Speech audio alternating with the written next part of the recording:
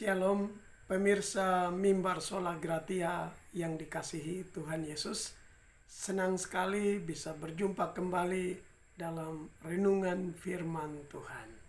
Kita berdoa. Bapa di sorga, Allah di dalam nama Tuhan Yesus. Pada saat ini kami mau belajar firman Tuhan yang terdapat di dalam kitab Habakuk. Pasal 1 sampai dengan pasal 2 ayat yang keempat. Ajari kami Bapa. Dalam nama Tuhan Yesus Kristus, Anak Allah yang hidup, kami sudah berdoa dan mengucap syukur kepada Bapa di surga. Amin. Saudara-saudari yang dikasihi oleh Tuhan kita Yesus Kristus, pada saat ini kita akan belajar firman Tuhan. Saya ajak kita baca Habakuk pasal 1 ayat 2 sampai dengan 4. Kemudian dilanjutkan dengan Habakuk pasal 2 ayat 4. Demikian bunyi firman Tuhan. Berapa lama lagi Tuhan akan berteriak, aku berteriak tetapi tidak kau dengar. Aku berseru kepadamu penindasan tetapi tidak kau tolong. Mengapa engkau memperlihatkan kepadaku kejahatan sehingga aku memandang kelaliman? Ya, aniaya dan kekerasan ada di depan mataku.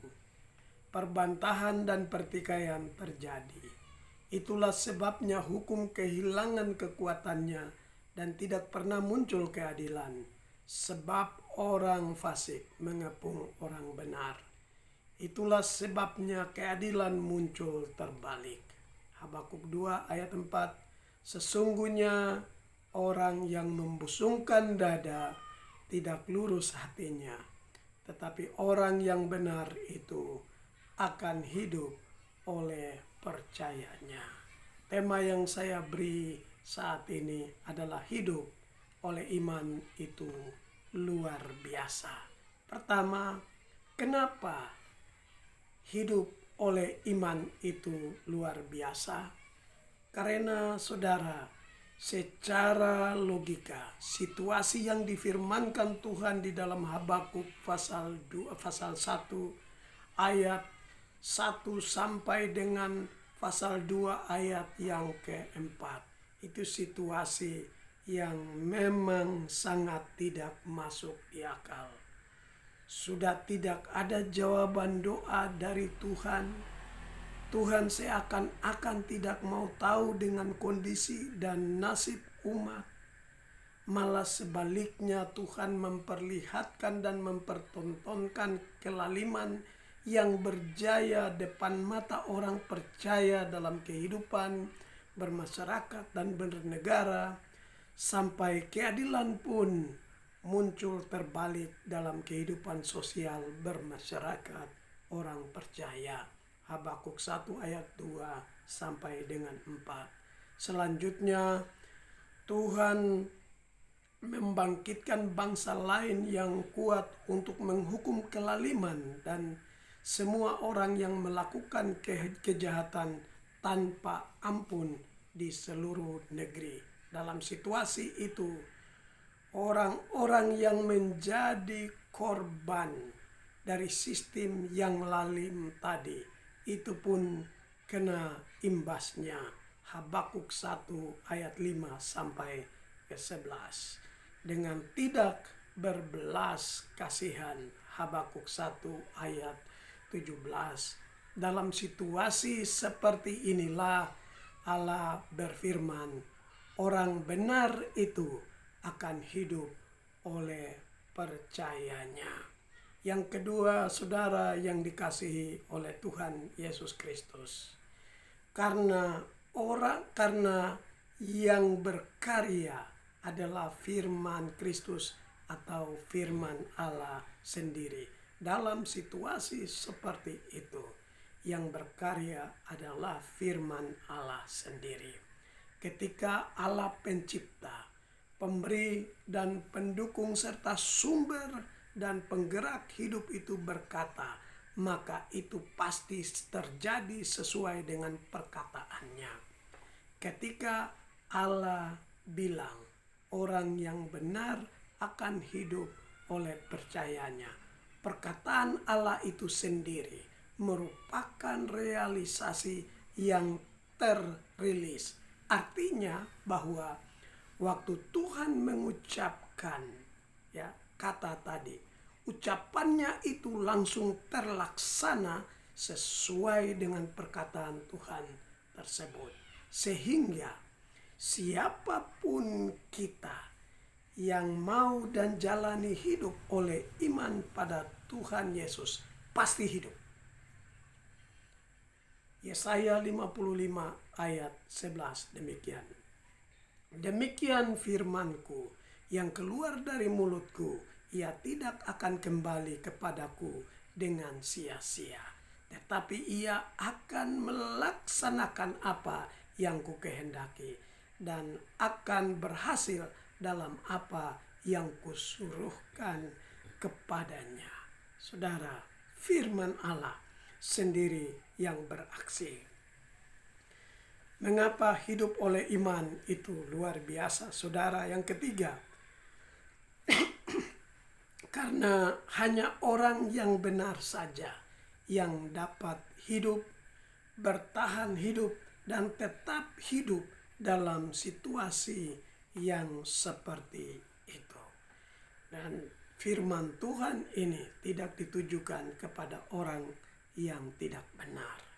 Khusus hanya orang benar saja yang dapat hidup dalam situasi seperti itu. Pertanyaannya adalah, adakah orang benar di muka bumi ini? Sedangkan Mazmur pasal 143 ayat 2 berkata, janganlah berperkara dengan hamba-Mu ini, sebab di antara yang hidup tidak seorang pun yang benar di hadapan-Mu. Lalu saudara, manusia siapa yang benar? Manusia yang benar adalah hanya satu-satunya Dia, Yesus Kristus, Allah yang telah menjadi manusia. Dialah satu-satunya pribadi yang benar itu. Sebagai manusia, Dia telah menaati hukum Taurat itu secara komplit, secara sempurna. Dia telah melakukan hukum Taurat itu, sehingga dialah satu-satunya pribadi yang benar itu. Bahkan bukan saja itu, tetapi dari asal muasalnya pun Yesus berkata, akulah jalan, kebenaran, dan hidup. Kebenaran itu cuma Tuhan Yesus Kristus saja. Jika demikian saudara, bagaimana dengan kita? Bagi kita, hanya orang atau kita yang memilih percaya kepada Tuhan Yesus Kristus supaya kita dibenarkan oleh Allah, barulah kita dapat menjadi orang benar. Saudara, siapapun engkau dengan saya, ketika kita sadari diri bahwa kita ini orang berdosa dan kita memilih untuk percaya kepada Tuhan Yesus Kristus, maka kita sudah menjadi orang benar karena percaya kita kepada Tuhan Yesus. Galatia 2 ayat 16, Rasul Paulus pun mengambil keputusan yang sama. Dia berkata, kamu tahu bahwa tidak seorang pun dibenarkan oleh karena melakukan hukum Taurat, tetapi hanya oleh karena iman dalam Yesus Kristus. Sebab itu kami pun telah percaya kepada Kristus Yesus, supaya kami dibenarkan oleh karena iman dalam Kristus dan bukan oleh karena melakukan hukum Taurat. Sebab tidak ada seorang pun yang dibenarkan oleh karena melakukan hukum Taurat. Jadi siapa orang benar itu? Orang benar itu ialah orang yang memilih percaya kepada Tuhan Yesus Kristus supaya pribadinya menjadi orang benar. Yang keempat, mengapa hidup oleh iman itu luar biasa, saudara? Yang keempat, karena orang yang benar yang dimaksudkan di sini adalah khusus bagi orang yang hidup hanya oleh imannya saja yang dapat hidup. Jadi tidak semua orang benar dapat hidup dalam situasi kacau seperti di dalam kitab Habakuk. Tetapi orang benar yang memilih untuk hidup oleh iman kepada Tuhan Yesus Kristus saja. Sekalipun saudara, sekalipun itu situasi mungkin tidak mendukung, sekalipun itu situasi tidak masuk di akal, tetapi memilih hanya percaya kepada Tuhan Yesus. Firman Allah berkata dia akan hidup karena percayanya itu. Hidup yang dijalani hanya oleh iman kepada Tuhan Yesus Kristus saja. Sekalipun ia miliki segala sesuatu yang dapat diandalkan, seperti jabatan, kuasa, seperti uang yang cukup, seperti teknologi kesehatan yang baik.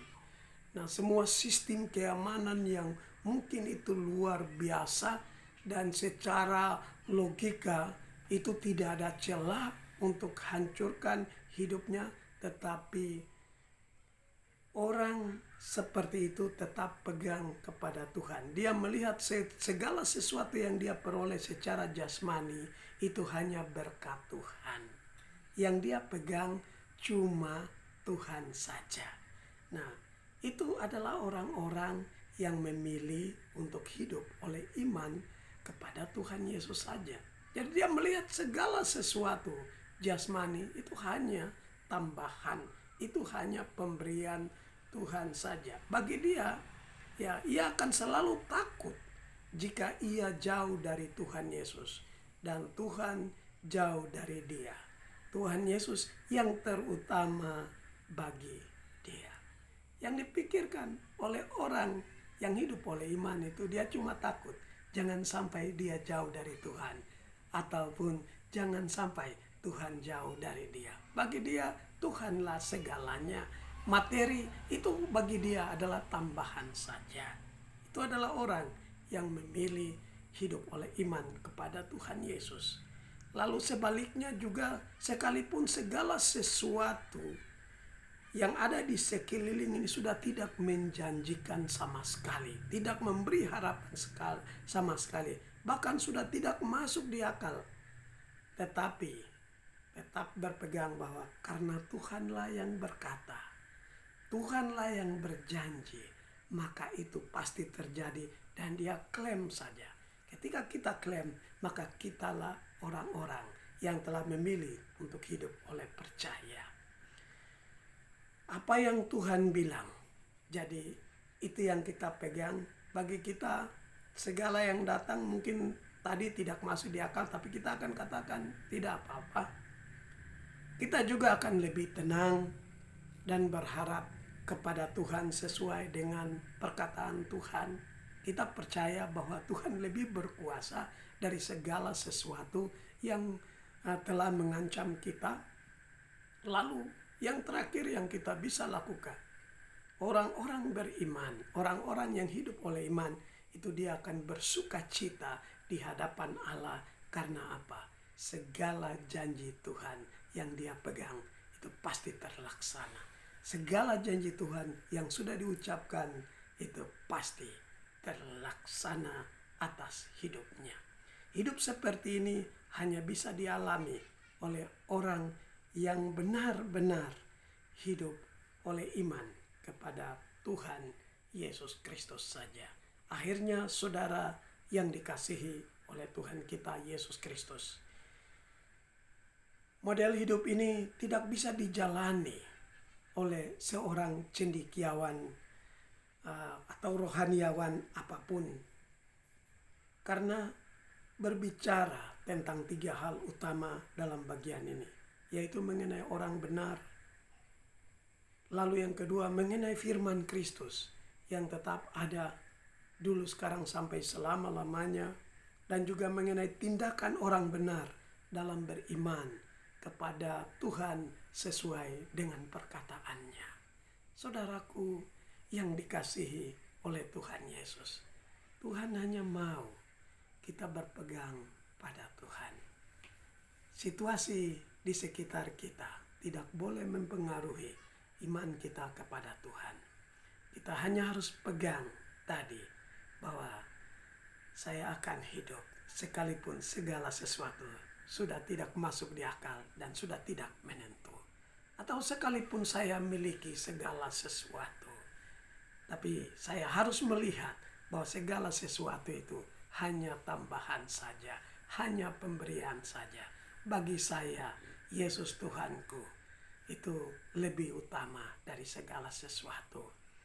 Itu yang perlu saudara dan saya pegang. Itulah model hidup orang benar yang hidup oleh imannya. Kita berdoa. Bapa di sorga, terima kasih. Kasih Tuhan yang luar biasa. Kami mengucap syukur karena Engkau sudah memberi formula hidup. Bahwa khusus orang benar itu pasti hidup hanya oleh imannya. Tolong kami semuanya untuk kami belajar hidup oleh iman. Sekalipun mungkin kami memiliki berkat jasmani yang melimpah, tapi kami tidak mengandalkannya. Kami melihat berkat jasmani itu hanya tambahan saja.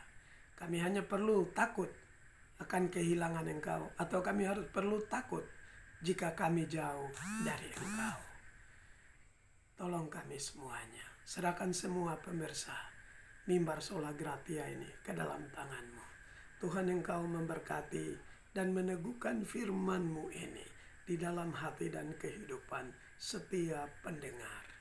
Dan Tuhan sendiri yang memberi iman di dalam hati.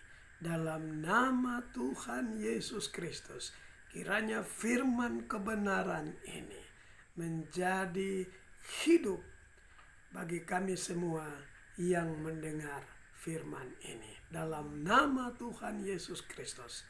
Amin. Saudaraku yang dikasihi Tuhan Yesus, tahu dan sadarilah Tuhan Yesus mengasihi saudara. Tuhan hanya mau kita menjadi orang benar. Ketika kita sudah memilih percaya kepada Tuhan Yesus supaya kita dibenarkan Allah, kita sudah menjadi orang benar.